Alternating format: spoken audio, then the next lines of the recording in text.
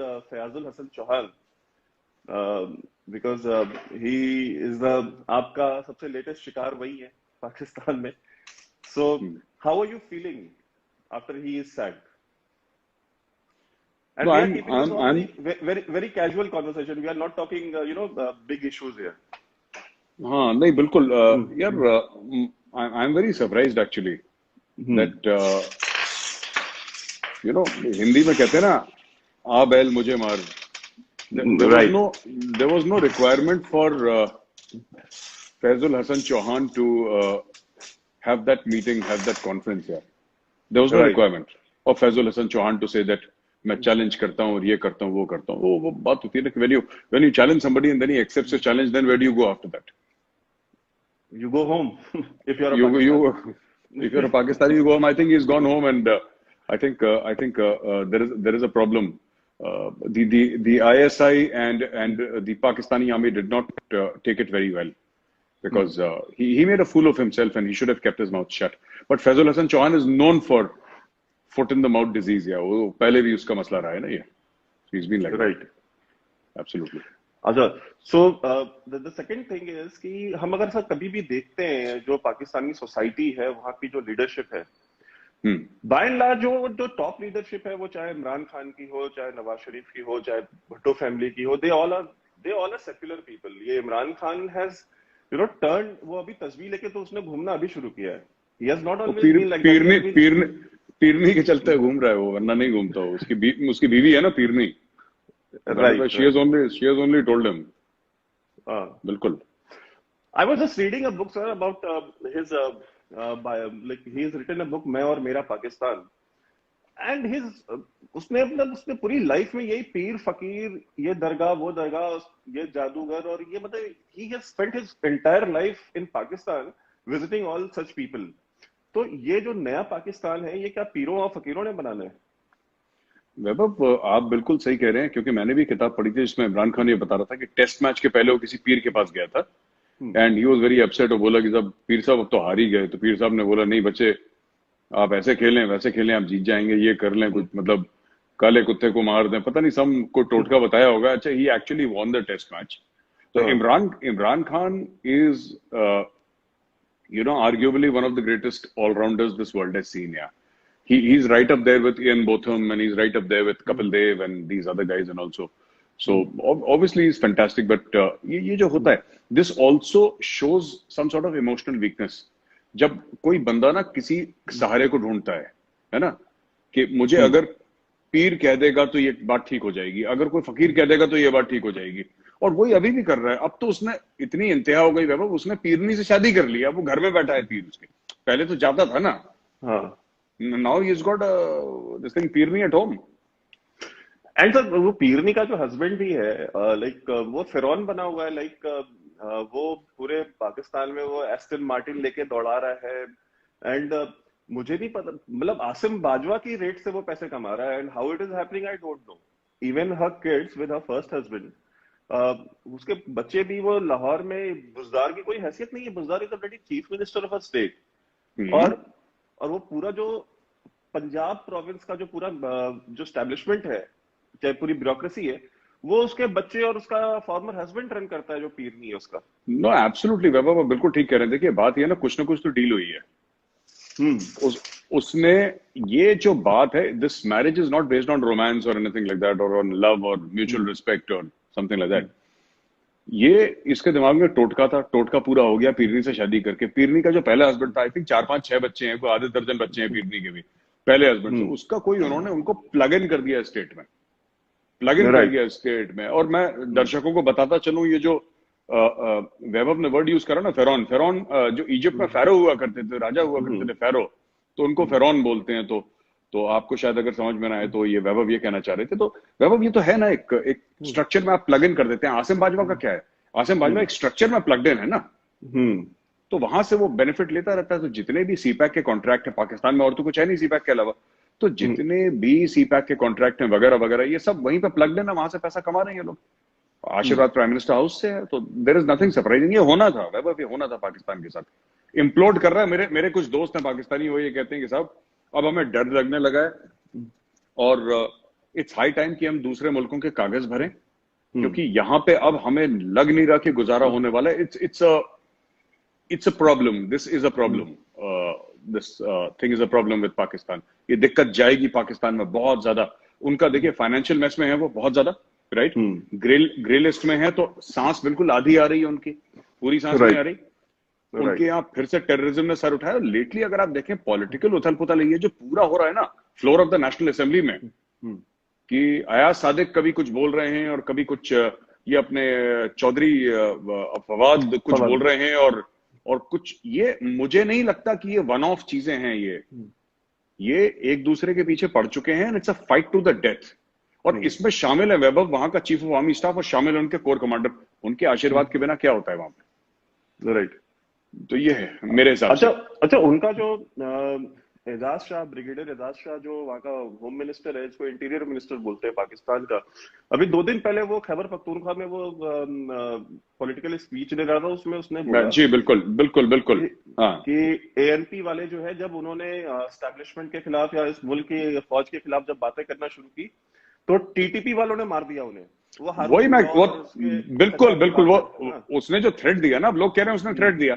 अब कई बार तो ये लोग ना, मुझे एक बात समझ में नहीं आती, टीटीपी का आप थ्रेट दे रहे हैं, ठीक है, अभी तक ये कह रहे थे टीटीपी इंडिया का है। एग्जैक्टली भारत ने मारा है टीटीपी। अब मैं ये ब्रिगेडियर साहब का दिमाग चल गया है, with due respect to his age and seniority, इनका दिमाग चल गया है। अभी कह रहे हैं, तो ये क्या है कि आतंकवादियों को इस्तेमाल करते हैं खुद के पॉलिटिकल राइवल्स को थ्रेटन करने के लिए। जैसे इंडिया में एक जमाने में वो बंबई में नहीं कहते थे कि भाई को दुबई फोन लगा देंगे। It is in the same genre. ये वही बकवास कर रहे हैं यहाँ पे भी, and they don't realise what damage they are causing to the country. अच्छा, ये सबसे बड़ी चीज है। उससे पहले ये शेख रशीद ने प्रेस कॉन्फ्रेंस करी और उसने बताया कि टीटीपी है वो मुत्तहिद हो चुकी है, और उसने 2 बार प्रेस कॉन्फ्रेंस करी, और उसने बताया कि मतलब कि ये जो पीडीएम के धरने वरने हो रहे हैं, इसके इम्कानात है कि वहां पे धमाके हो सकते हैं, उस पर हमले हो सकते हैं। उसके बाद interior minister brigadier Ejaz Shah बोलता है कि टीटीपी जो है वो एएनपी के जो हारून बिलौर और उसके चचा को सबको मारा था, एएनपी के जो टॉप लीडरशिप थी, बोले कि वो भी इसलिए मारा था बिकॉज वो एस्टैब्लिशमेंट के खिलाफ बातें करते थे। मतलब पाकिस्तान का मतलब क्या, एस्टैब्लिशमेंट ही है ना, there is nothing called Pakistan. तो ये चीज मतलब इतना ओपनली ये थ्रेट कर रहे हैं, और उसके बाद फिर यही वो लोग हैं जो ये कंप्लेन करते हैं कि भाई टीटीपी को इंडिया फंड कर रहा है, टीटीपी को, अच्छा इंडिया भी नहीं, अजीत डोवाल फंड कर रहा है, अजीत डोवाल का नाम लेके बात करते हैं। ये जो एक ऑब्सेशन है, अभी मैं कल एक प्रोग्राम पे था पाकिस्तान के, तो वहां पे ये था कि भाई ये जो इनकी डोवाल साहब ने कहा कि हम बाहर जाकर के पे भी हम लड़ेंगे, हम अपनी जंग सिर्फ भारत के अंदर नहीं लड़ेंगे, हम भारत के बाहर भी लड़ेंगे। तो अब उससे उनकी टांगें कांप रही है, उनको नहीं समझ में आ रहा है क्या। जबकि सर डिफेंसिव ऑफेंस की जो स्ट्रेटेजी डोवाल साहब ने दी थी, वो भी स्ट्रेटेजी सेम थी, उसमें कुछ अलग तो नहीं था कि थ्रेट जहां से बिल्कुल बिल्कुल बिल्कुल आप वहां काउंटर करो। तो इसके बारे में सर कुछ बताइए हमें। देखिए, जो डोवाल साहब ने पहले भी बोला था, and he gave this theory of defensive offence, वो वैभव यू वेरी राइट, जहां से थ्रेट आएगा, हम तो खुद इसमें कई बार ये कह चुके हैं ना कि जब आपका थ्रेट कश्मीर का रावलपिंडी से आ रहा है, आप कश्मीर में क्यों ऑपरेशंस कर चुके हैं। हम तो डिफेंसिव ऑफेंस के वीडियोस में कई बार मैं बोल चुका हूं, and I also believe the same thing. जहां से अगर कोई प्रॉब्लम है तो आप सिर्फ डिफेंसिव खेलेंगे हर समय, आपको वहां जाके सॉल्व करनी पड़ेगी। और वही the honourable NSA said that only. तो अब इनको, जहां तक आप टीटीपी की बात कर रहे हैं ना कि ब्रिगेडियर साहब ने क्या बोल दिया, ये ब्रिगेडियर का मैं बता रहा हूँ ये क्या है, ये खुद क्या बोलते हैं इनको खुद समझ में नहीं आता। आधे समय ये लोग ब्लेम करते हैं कि टीटीपी इंडियन है, और आधे समय ये कहते हैं देखा एएनपी के साथ क्या करा था, तुम करोगे तुम्हारे साथ भी वही होगा। अरे तुम्हें कैसे पता कि इनके साथ यही होगा यार, how do you know. And then you are also saying that TTP has taken against action against those who spoke against Pakistan.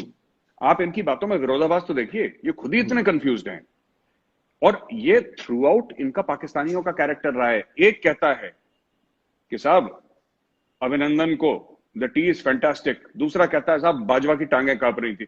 ये इनका पता नहीं क्या। देखो मैं एक बात बताऊंगा, वो मैं तो बार बार जो दर्शक है ना, मैं उनको एक ही चीज बोलता हूं यार, देखो साफ सीधी बात है, जिस दिन आपने पाकिस्तान को फॉलो करना शुरू करा, उसकी खबर को फॉलो शुरू करा आपने, पाकिस्तान की न्यूज को, जैसे आप और हम करते हैं, ये नेटफ्लिक्स देखना बंद कर देंगे लोग।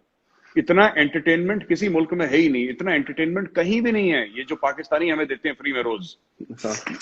आप 2 पाकिस्तानी अखबार पढ़ लीजिए या 2-3 पाकिस्तानी यूट्यूब चैनल देख लीजिए, आपको लगेगा यार दिस इज अ सर्कस, ये मुल्क है ही नहीं, तो सर्कस है जी। अच्छा, एक सवाल ये हमेशा करते हैं लोग कि अभी जैसे जो चाइना का जो एग्रेशन है, चाइना के एग्रेशन के ऊपर हमने बहुत सारे वीडियोस भी बनाए, डिफेंसिव ऑफेंस पे हमने उससे बहुत बात भी करी है, हमने बहुत सारे तरीके भी बताए, you know how we need to actually deal with them.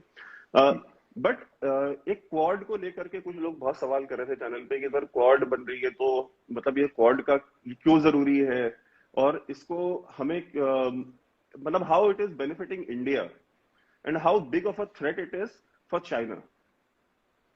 Vaibhav, I think quad को 2 चीजें हैं, एक तो क्वाड है, एक अंडरस्टैंडिंग है, राइट, कि जिसमें शामिल है अमेरिका, इंडिया, जापान, ऑस्ट्रेलिया। ये एक 2-3 चीजें करनी पड़ेंगी तब जाके क्वाड एक्चुअली बहुत बड़ा खतरा। एक तो to very obviously militarise the Quad, आपको उसको मिलिटराइज करना पड़ेगा और बहुत ऑब्वियसली मिलिटराइज करना पड़ेगा, पहली चीज तो ये। दूसरी चीज ये है कि आई थिंक क्वाड में अभी भी बहुत स्कोप है और कंट्रीज को ऐड करने का, एक्सपेंशन ऑफ द क्वाड, क्योंकि ये जो लोग हैं वैभव, चाइना रुकेगा नहीं जब तक आप चाइना को फिजिकली रोकेंगे नहीं। कुछ चाइना के अंदर कुछ पॉलिटिकल डायनेमिक्स हैं, काफी लोग ये नहीं समझते हैं कि जो चाइना के अंदर हो रहा है इस वक्त, जो भी चीन के अंदर हो रहा है, वो काफी कुछ फ्यूल्ड है उनकी इंटरनल पॉलिटिक्स, उनकी जो डोमेस्टिक पॉलिटिक्स है। लोग ये समझ नहीं पा रहे। चाइना इज अंडर प्रेशर, और जैसे कि एक प्रेशर कुकर होता है, वो सीटी बजती है ना उसके ऊपर, तो बेसिकली ईस्ट लद्दाख में प्रेशर कुकर की सीटी बज रही है। तो एक तो हमें यह समझना चाहिए, जो गलवान का किस्सा हुआ और ये पेंगोंग सो लेक का किस्सा हुआ, 4 फिंगर, 8 फिंगर, PP-14 या जो भी इस पूरे एरिया की बात करते हैं, रिजांगला की बात करते हैं, और यू नो हेलमेट टॉप और ये सब, you know all these figures and all, dollars by गोल्डी वगैरह, this is nothing, this is just China letting off pressure because domestically बहुत ज्यादा प्रेशर हो रहा है। Now Xi Jinping is being questioned. वापस आता हूं क्वाड पे, जो आपने क्वाड की बात करी वैभव, क्वाड में देखिए सिंपल सी ये बात है कि अमेरिका ने ऑलरेडी कमिट कर दिया है क्वाड को, इसलिए तो अमेरिका ने 2 एयरक्राफ्ट कैरियर भेजे और B-52 बॉम्बर्स भेजे थे। नाउ जो मॉलडीव्स में और उसके आसपास हमारी जो एक्सरसाइजेस हो रही हैं, और साउथ चाइना सी के आसपास ऑस्ट्रेलिया को लेके, Australian navy has joined those exercises, right. Japan ने अपना कमिट कर दिया, अपना डिफेंस बजट जापान ने कमिट कर दिया, इंडिया आगे बढ़ रहा है। सो आई थिंक इसको एक फॉर्मल स्ट्रक्चर में लाके प्रॉपरली बहुत जल्दी, एंड आई एम श्योर हो भी रहा होगा, शायद हमें नहीं पता होगा, हो भी रहा होगा पीठ पीछे, क्योंकि अभी तक तो मोदी जी और डोवाल साहब ऐसे ही काम करते हैं कि मोदी जी का थोड़ा सा दिमाग भी ऐसे ही चलता है ना, एक दिन मित्रों आज से 370 नहीं है, वो कोई कह देंगे मित्रों आज से क्वाड है, तो क्वाड हो जाएगा। पता लगा कि 1 साल से 2 साल से बिल्डिंग बन रही थी, राइट, बॉम्बे में या साउथ में कहीं सी के पास एक बिल्डिंग बन रही थी, ये क्वाड का headquarter, nobody knows, so he will do it, and he will do it immediately without any warning. तो web militarization of the Quad, expansion of the Quad, and understanding that China is your enemy. देखिए पाकिस्तान किसी गिनती में नहीं आता, वो हमारे partition से कुछ छूटी हुई चीजें हैं, तो हमें लगता है कि पाकिस्तान देखिए ज्यादा क्या कर सकता है, जिहादी भेज देगा, ड्रग्स भेज देगा, इससे ज्यादा पाकिस्तान क्या करेगा, और क्या कर चुका है पाकिस्तान आज तक। 1999 में उसने कारगिल करा था, तब तो पैर जाके पकड़ लिए थे वहां पे बिल क्लिंटन के, वॉशिंगटन में। Militarily Pakistan is zero. मैं आपको एक और बात बताता हूं, विदाउट चाइनीज सपोर्ट अगर पाकिस्तानी आर्मी, नेवी और एयरफोर्स पूरी की पूरी मोबिलाइज करती है वैभव, ये 2 हफ्ते के अंदर पूरा मुल्क बैंकरप्ट हो जाएगा।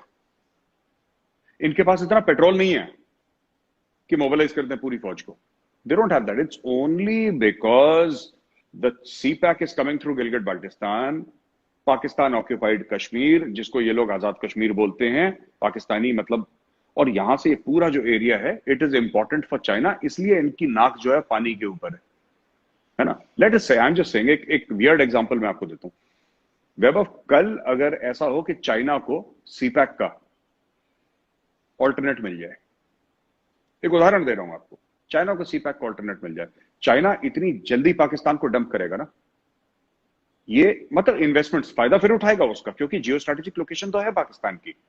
And as far as India, अगर आप इंडिया में खड़े होकर देखें तो it's gateway to Central Asia, इसमें कोई दो राय है नहीं। And Iran can not be trusted, I don't trust Iran यार, in spite of Chabahar port और एनीथिंग, मेरे दिल से मतलब honestly speaking, and I think you share my views on this, Iran तो है ही ऐसा, मतलब ना, इट्स अ गॉन केस यार, यू कांट ट्रस्ट ईरान। तो जो लैंड रूट की बात करते हैं ना सेंट्रल एशिया में, वो तो हमारे लिए इंपॉर्टेंट है। बाकी land route to Central Asia और Afghanistan, even for the coalition forces जो अफगानिस्तान में ऑपरेट कर रही हैं, उनके लिए भी इंपॉर्टेंट है। लेकिन अगर चाइना को यह पता लगता है कभी कि देयर इज एन ऑल्टरनेटिव, और मैं बता रहा हूं,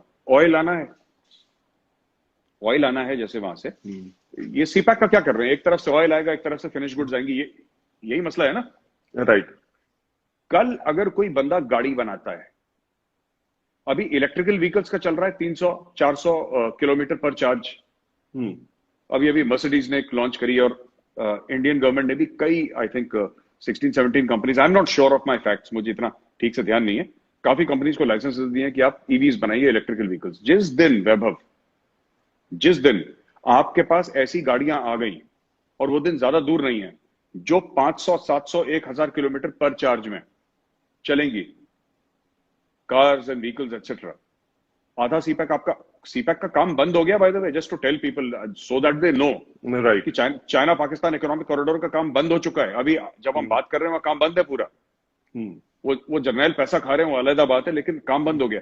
तो the day that happens, no, it is going to be very detrimental for China. ये पूरी तेल की इकोनॉमी, ये सब ना, एवरीथिंग विल चेंज। तो वर्ल्ड बहुत फास्ट मूव कर रहा है, and I think Quad is the answer to China. China को ठोकना पड़ेगा वैभव एक बार ना, China must take a solid hit, तब जाके उनको बात समझ में आएगी। ये जो हम टॉक्स करते हैं ना, कोर कमांडर लेवल की टॉक्स, ये कमांडर लेवल की talks, I don't think China takes all these talks seriously यार। मुझे नहीं लगता चाइना सीरियसली लेता है इन टॉक्स को।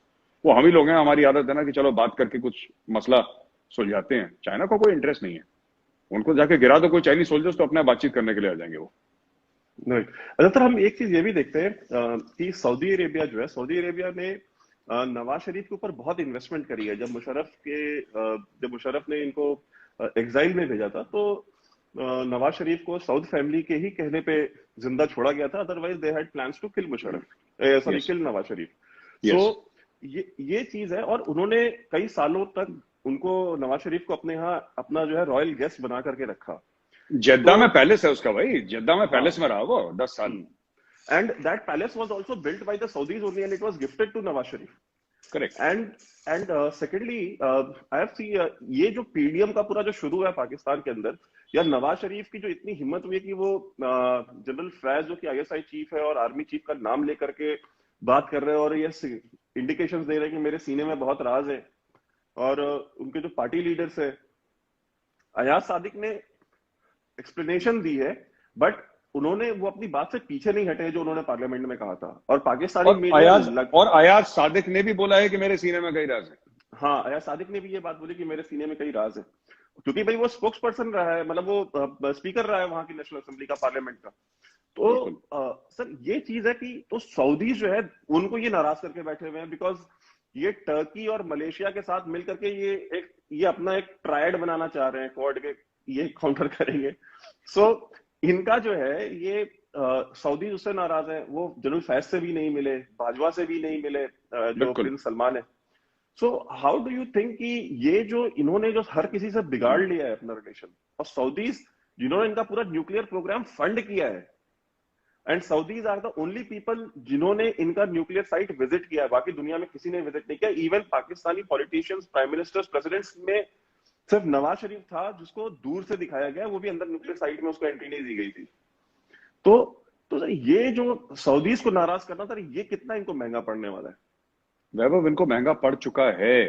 देखिए, चाइना लोन देता है, ठीक है, सऊदी एड देता था, फर्क है। आप चाइना वो शाइलॉक एक कैरेक्टर था ना शेक्सपियर की प्ले में, चाइना शाइलॉक है। चाइना अगर आपको लोन देगा तो गुर्दा कलेजी रखवा लेगा, जो नली के अंदर गूदा है ना वो निकाल लेगा China. They are a typical people with a typical mindset.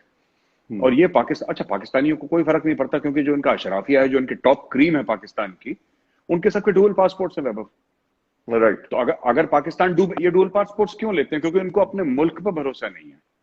इनको पता है जिस दिन मुल्क डूबेगा हम भाग जाएंगे। इमरान खान के बच्चों का पासपोर्ट पाकिस्तानी नहीं है। आप इमरान खान को छोड़ें, इमरान खान के पासपोर्ट का, ये जो आईएसआई चीफ है, आईएसआई चीफ की फैमिली फ्रांस में रह रही है। राइट। जो जनरल फैज है आईएसआई का चीफ, और ये फ्रांस फ्रांस को बॉयकॉट कर रहे हैं। अपने जो बेचारे जाहिल जो पॉपुलेशन है उसको सड़क पर उतार दिया कि प्रॉफिट के कार्टून निकाले हैं तुमने और फ्रांस को बॉयकॉट करो, फ्रांस को बॉयकॉट करो। और आईएसआई के चीफ की आधी फैमिली फ्रांस में रह रही है, सिटीजन है फ्रांस के। भाई बॉयकॉट करो, सबसे पहले वो बॉयकॉट करो। तो ये लोग नहीं कर रहे। अच्छा, दूसरी चीज, सऊदी का कितना महंगा पड़ा वैभव देखो। सऊदी ने सिर्फ एक ट्रेलर दिया था कि जरा $1 बिलियन वापस लाना। ये पैरों के बीच में दुम डाल के बीजिंग गए रातों रात, और बीजिंग से बोला माई बाप कुछ दे दो, मतलब इज्जत बच जाएगी हमारी। So you see, they have to understand. And जो कफील वाला मामला है ना, कि जब आप जाएंगे तो आपका पासपोर्ट एक कफील रख लेगा, ये देखो आपको ये समझना पड़ेगा कि the Ottomans and the Saudis, the Arabs never got along. Right. First world war की जब बात थी तो फर्स्ट वर्ल्ड वॉर की बात में भी यही था कि ऑटोमन्स का राज था, जो एरिया अभी सऊदी एरिया, पूरा उस मिडिल ईस्ट के एरिया में। और वहां पे सऊदीज ने ब्रिटिश हेल्प के साथ लड़ाई लड़ी थी और ऑटोमन्स को वहां से खदेड़ा था। फिर उसके बाद कमाल अतातुर्क आया, फिर सेक्युलराइजेशन ऑफ टर्की हुआ, और फिर बड़े ड्रामे शामे उनके। लेकिन fact of the matter is that the Arabs and the Turks don't like each other, पहली चीज। दूसरी बात, टर्क्स के पास इतना पैसा भी नहीं है। टर्की क्या मैन्युफैक्चर कर रहा है या टर्की क्या बना रहा है, ठीक है उसका मैन्युफैक्चरिंग बेस, ठीक है। टर्की को ज्यादा फायदा इसलिए हुआ है बिकॉज टर्की इज, अगेन, ये सब जो देश है ना, ये जियोपॉलिटिकल खा रहे हैं। नाटो का मेंबर था सर, और क्या है उसका? नहीं, नेटो का मेंबर था, and it is the bridge between Asia and Europe. वो बॉस्फोरस का जो पूरा area, it is the bridge. तो ये तो खा रहा है वैभव, ये दूसरी बात है। तीसरी बात ये है कि टर्की इस्तेमाल कर रहा है पाकिस्तान को, और किसने नहीं करा? चाइना ने करा, अमेरिका ने करा, सऊदी ने करा, अब टर्की इस्तेमाल कर रहा है। Pakistan is like reusable toilet paper ना, मतलब हर कोई बंदा, वो डिस्पोजेबल नहीं है, रीयूजेबल है, वो सब यूज कर रहे हैं पाकिस्तान को।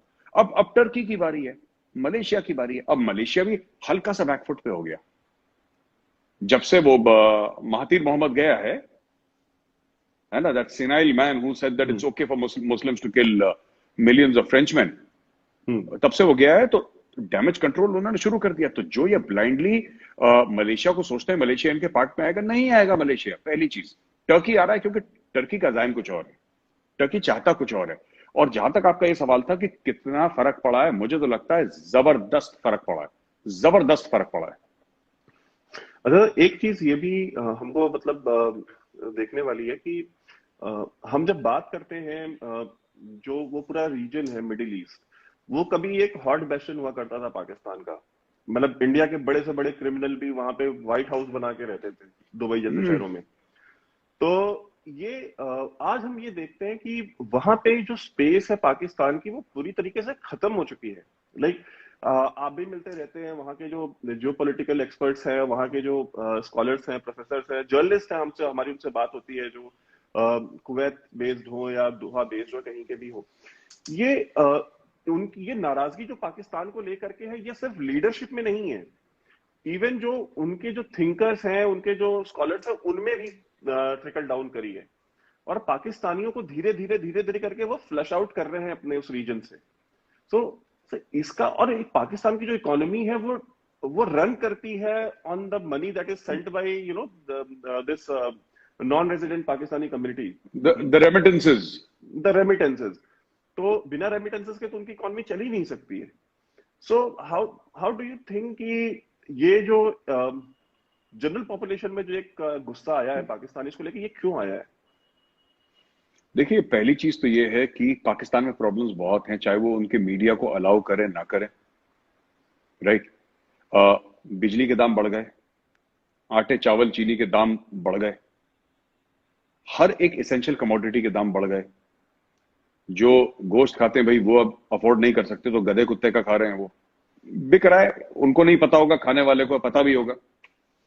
1200 रुपए किलो मटन बिक रहा है सर, 1200 रुपए किलो मटन बिक रहा है। तो अब आप समझ लीजिए कि क्या क्या चल रहा है पाकिस्तान में। वैभव, एक और चीज बड़ा इशू है पाकिस्तान में कि लोगों के अब मन में ख्याल आ रहा है कि जो हमारा अशराफिया है, जो हमारा जो क्रीम है, टॉप लेयर है हमारा, they have abandoned the country and they are not able to understand. वो समझ नहीं पा रहे कि हो क्या रहा है।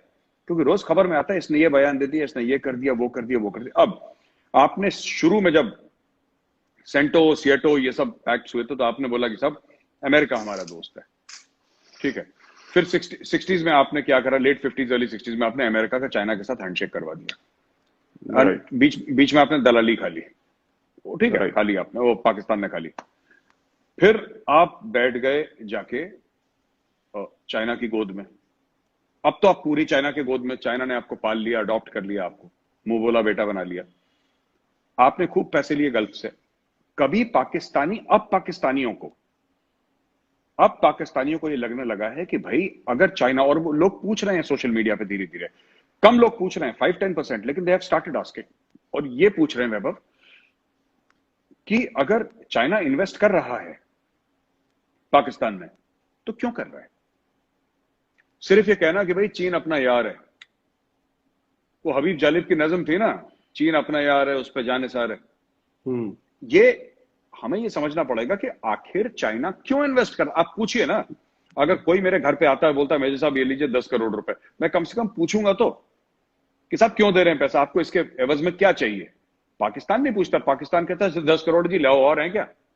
They have that, the repercussions, like a teenager using a credit card. I often like to give this analogy with Pakistan, like a teenager using a credit card, जिसको कि कल वो क्रेडिट कार्ड का बिल नहीं देना, swipe करते रहो, shopping करते रहो, जब होगा तब देखी जाएगी, ठीक है। तो सर्कुलर डेट ऐसे ही बनता है, ये एटीट्यूड होता है नेशंस का, तब सर्कुलर डेट बनता है, इससे लिया उसके पैसे दिए, इससे लिया उसके पूरे करे। पाकिस्तान यही कर रहा है। अब जो आम आदमी है उसके लिए अब जीना वैभव, 1 लाख रुपए 2 लाख रुपए महीना जो कमा रहा है ना पाकिस्तान में, which is a fairly decent salary, आदमी वो जिंदा नहीं रह पा रहा, वो अपने बच्चों को खुराक नहीं दे पा रहा, वो बच्चों की फीस टाइम पे नहीं दे पा रहा, बहुत बुरे हाल है।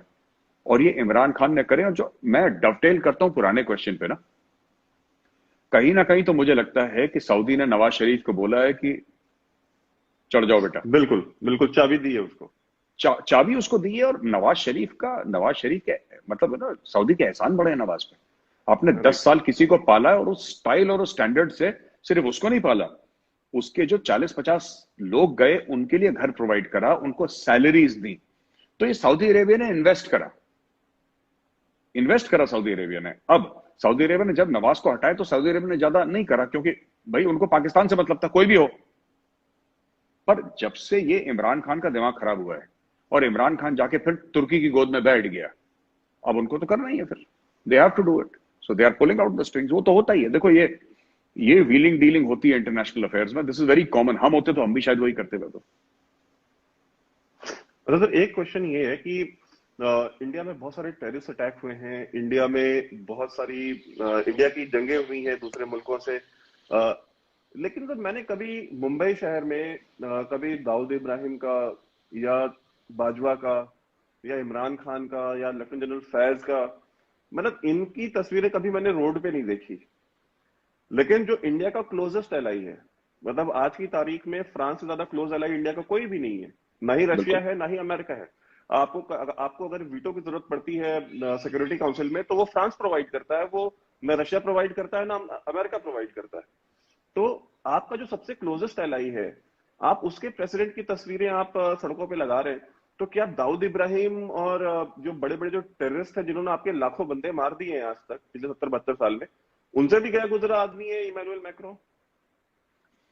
इमैनुअल मैक्रोन ने कहा क्या, पहले तो इनको यही नहीं पता। उसने सिर्फ ये कहा कि मैं इससे अग्री करूं ना करूं चार्ली हेब्डो कार्टून्स का।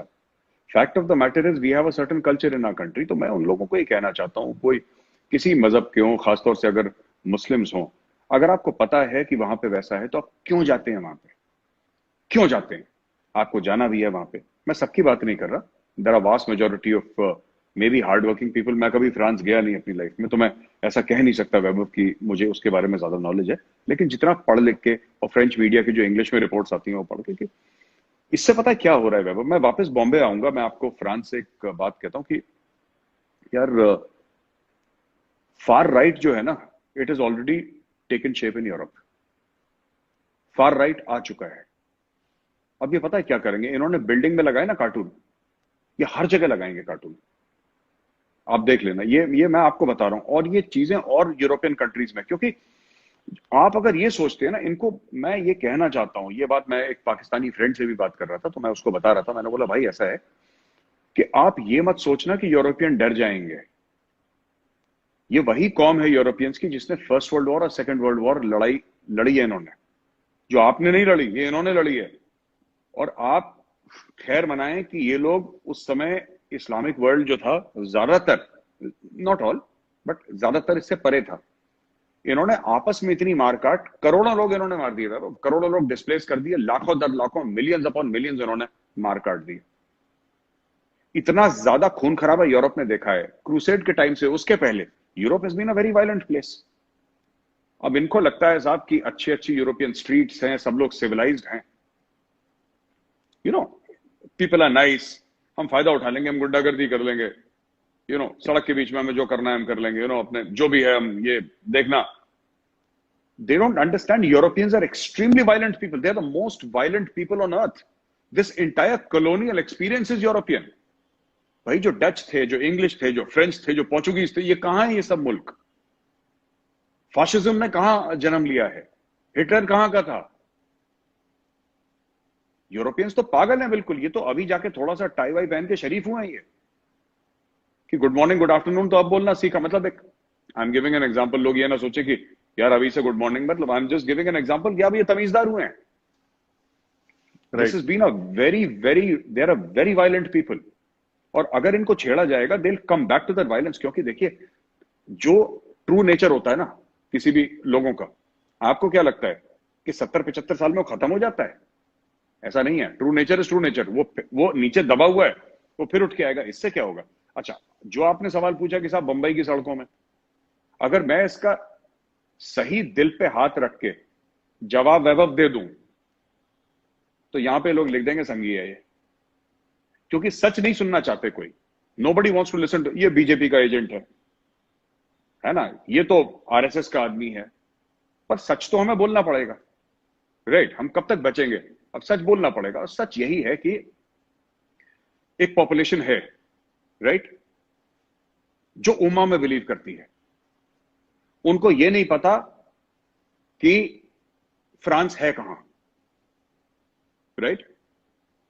उसको यह नहीं पता कि फ्रांस के नेबर्स कौन है, फ्रांस में जबान कौन सी बोली जाती है, फ्रांस के बारे में। लेकिन एक लॉयल्टी है एक उम्मत के लिए, एक लार्जर। आप देखिए ना, मुनव्वर राणा की शायरी तो हमने भी पढ़ी है, और हमें भी अच्छा शायर। हमें क्या पता कि ऐसा सांप निकलेगा मुनव्वर राणा? हमें, आपको आई वाज, मतलब ठीक है, हमें पता था 2015 के बाद कि इसके जो आसार हैं ये थोड़े से गड़बड़ हैं। लेकिन for a person who has won the साहित्य कला अकेडमी अवार्ड, जो चाहे उसने 2015 में वापस कर दिया अवार्ड वापसी में, लेकिन एक उस दर्जे के शायर ने खुल के कहता है कि सपोर्ट्स बी हेडिंग। अब अगर आप मुझे या वैभव सिंह को संघी कह भी देंगे, हमें भाजपा का एजेंट कह भी देंगे, उससे मुनव्वर राणा और उसके साथियों का सच तो नहीं बदल जाएगा ना, कि सच उनका बदल जाएगा? सच तो नहीं बदलेगा। बात यही है, जो पोस्टर जमीन पर लगाए गए हैं मैक्रोन के, राइट? आपने, मैक्रोन ने गलत क्या बोल दिया भाई? मैक्रोन ने ये थोड़ा ना बोला कि नहीं पोस्टर जो कार्टून बने मोहम्मद साहब के मैं सपोर्ट करता हूं उसको। उसने ऐसा नहीं बोला। उसने बोला हमारे यहाँ फ्रीडम ऑफ स्पीच है, उनकी कंट्री का कल्चर है, आपको नहीं पसंद है आप मत जाओ यार वहां पे, क्यों मारकाट बचा रहे हो?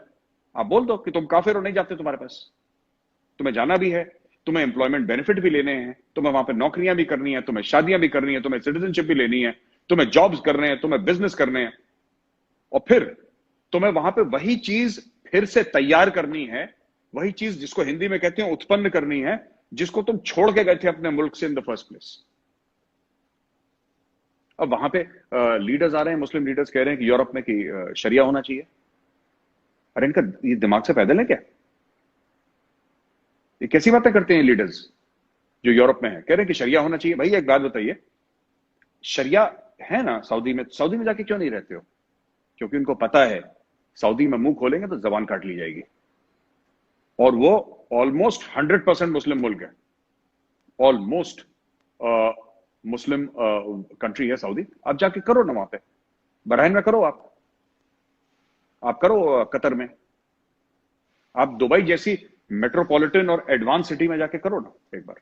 नहीं करोगे आप, क्योंकि वहां पे टॉलरेंस जीरो है, आप मुंह नहीं खोल सकते वहां पे। लेकिन यहां पे क्योंकि फ्रीडम ऑफ स्पीच है, तो आपको वही फ्रीडम ऑफ स्पीच का फायदा उठाना है, एजेंडा अपना वहां पे चलाना है, और फिर आपको विक्टिम कार्ड भी प्ले करना है। ये असली में स्टोरी चल रही है।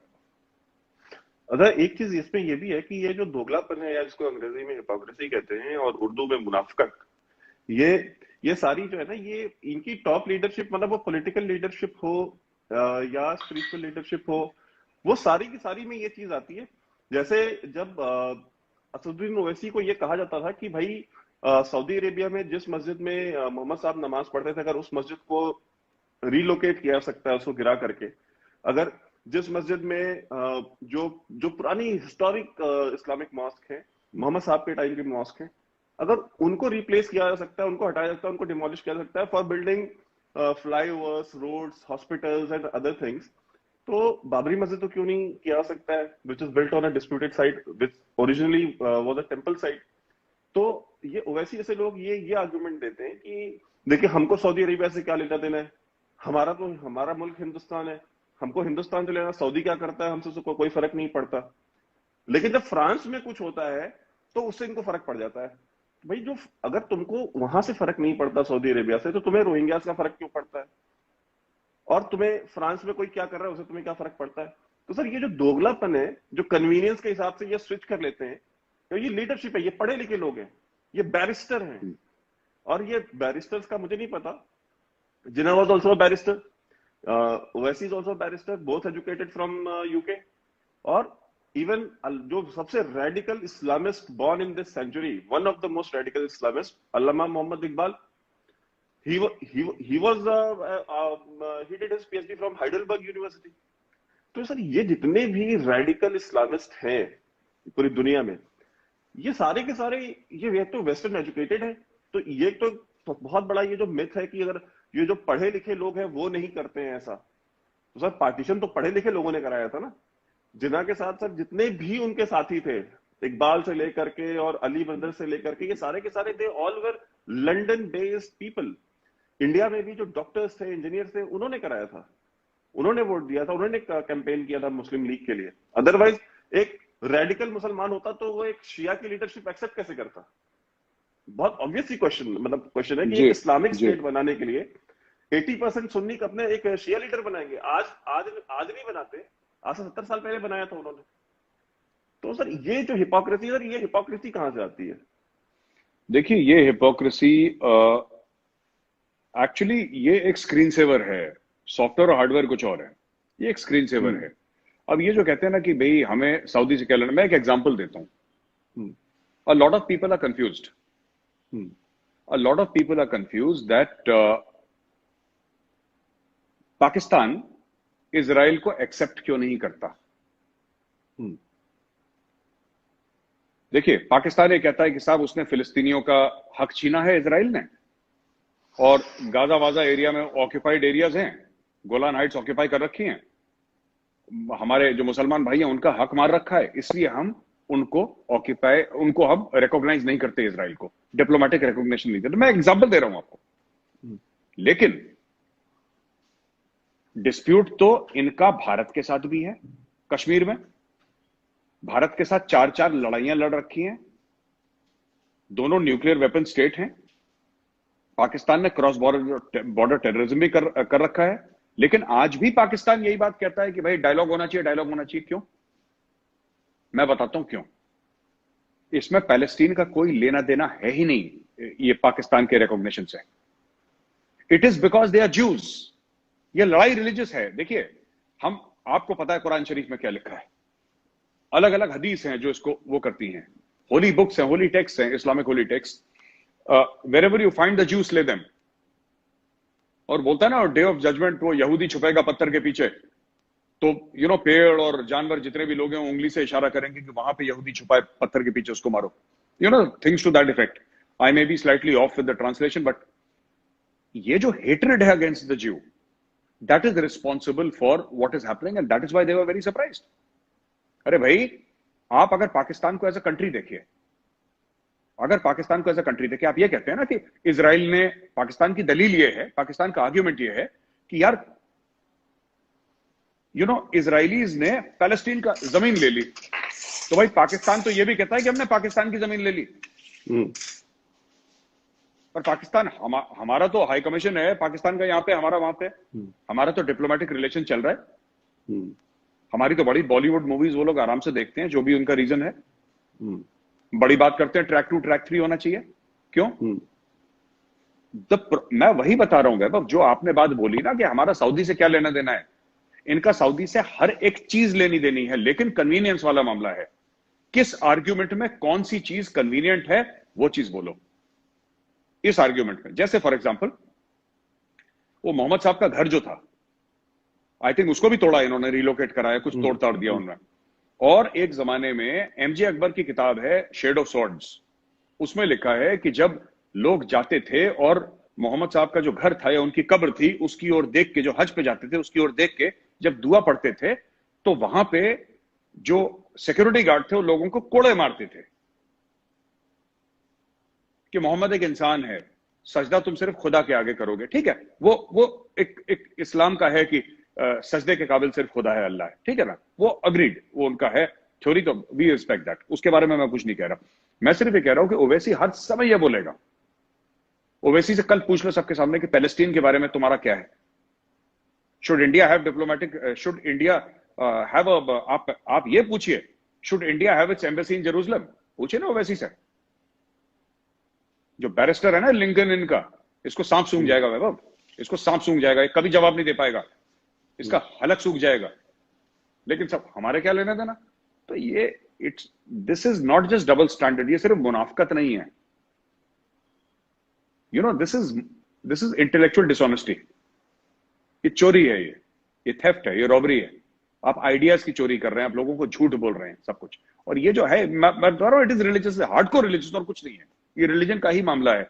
और जब अब इन्होंने बोल दिया कि वी विल हैव, बहरीन ने ना, हाँ बहरीन, हाँ बहरीन ने बोल दिया कि भाई we'll have regular this thing with ties with Israel. बाकी सऊदी ने भी बोल दिया कि yes we'll also try, Middle East की काफी कंट्रीज। अब इनको समझ में नहीं आ रहा कि क्या हो रहा है, क्योंकि ये तो कह रहे हैं साहब कि किताब में तो कुछ और लिखा है, तुम कुछ और बोल रहे हो यार, ये क्या हो गया। So everything is going awry wonky for them, ये बात।